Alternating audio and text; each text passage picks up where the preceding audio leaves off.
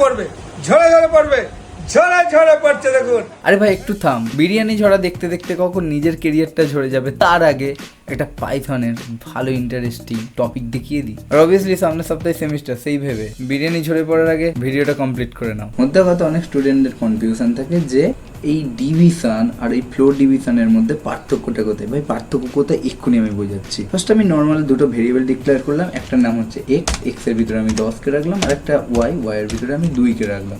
ওকে, আমি রেজাল্ট নামের একটা ভেরিয়েবল ডিক্লেয়ার করলাম, এখানে এক্স বাই ওয়াই, মানে এটা জাস্ট নর্মাল ডিভিশন হচ্ছে। এটাকে প্রিন্টের ভেতরে রাখবো।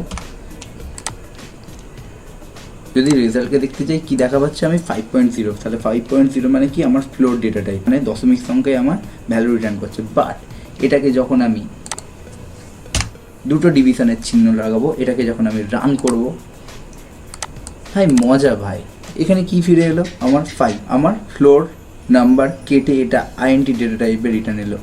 বিশ্বাস হচ্ছে না ভাই, টাইপ চেক করি। টাইপ ফাংশনের কাজ কি? টাইপ ফাংশন আমার যে কোনো ভেরিয়েবলের কি টাইপ সেটা চেক করতে, অর্থাৎ ভেরিয়েবলের ডেটা টাইপ চেক করার জন্য আমরা টাইপ ফাংশন ইউজ করি।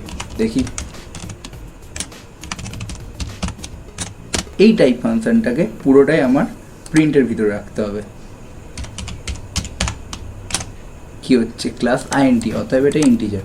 তাহলে বোঝা গেছে ফ্লোর ডিভিশন মানে ডবল বাই আমাদের ইন্টিজারে ভ্যালু রিটার্ন করে, আর নর্মাল ডিভিশন আমাদের ফ্লোর ডেটা টাইপে রিটার্ন করে। ক্লিয়ার ভাই? পাইথনের এই সব ট্রিক্সটা কেমন লাগলো অবভিয়াসলি কমেন্ট করে জানাতে ভুলবেন। এরকম আরো টিপস অ্যান্ড ট্রিক্স দেখতে চাইলে অবভিয়াসলি আমাদের পাশে থেকো, চ্যানেলটা সাবস্ক্রাইব করে।